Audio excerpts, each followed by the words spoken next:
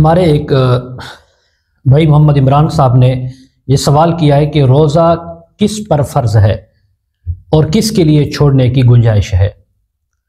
تو یعنی سوال کرنے کا مقصد صرف یہی تھا کہ روزہ کس کس انسان پر فرض ہوتا ہے۔ تو بھائی محمد عمران صاحب، اللہ تعالیٰ نے قرآن مجید کے اندر فرمایا ہے شہر رمضان الذی انزل فیہ القرآن ھدی للناس وبینات من الہدی والفرقان فمن شہد منکم الشہر فلیصم۔ تو خلاصہ یہی ہے کہ جو انسان بھی مسلمان ہو، عاقل بالغ ہو، صحت مند ہو، مرد ہے یا عورت، اس کے اوپر رمضان کا روزہ فرض ہے۔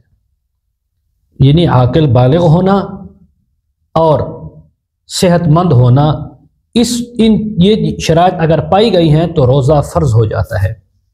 ہاں، ایک الگ بات ہے کہ ایک انسان مریض ہے یا مسافر سفر کر رہا ہے، لمبا سفر ہے جو شرعی طور پر ہوتا ہے 48 میل سے زیادہ، جو آج کل کے دور میں تقریباً 78-80 کلومیٹر اس سے زیادہ کا سفر ہے۔ تو اگر اس سفر کی وجہ سے کوئی انسان روزہ نہیں رکھنا چاہتا، یا کوئی بیمار ہے، یا اسی طرح حاملہ عورت ہے، یا ایسی عورت جو بچے کو دودھ پلانے والی ہے، اگر دودھ چھڑواتی ہے، روزہ رکھتی ہے، دودھ کی کمی ہوتی ہے، بچے کو جسمانی تکلیف، ماں کے لیے تکلیف کا سبب ہے، تو ایسی عورت اور ایسے انسانوں کے لیے روزہ رمضان کا نہ رکھنے کی گنجائش ہے، معاف ہے، لیکن اس کی بالکل معافی نہیں ہے۔ جب وہ صحت مند ہوں، درست ہوں اور سفر سے اپنے گھر حضر میں آ جائیں، پھر ان کے لیے رمضان کا روزہ رکھنا ضروری ہے۔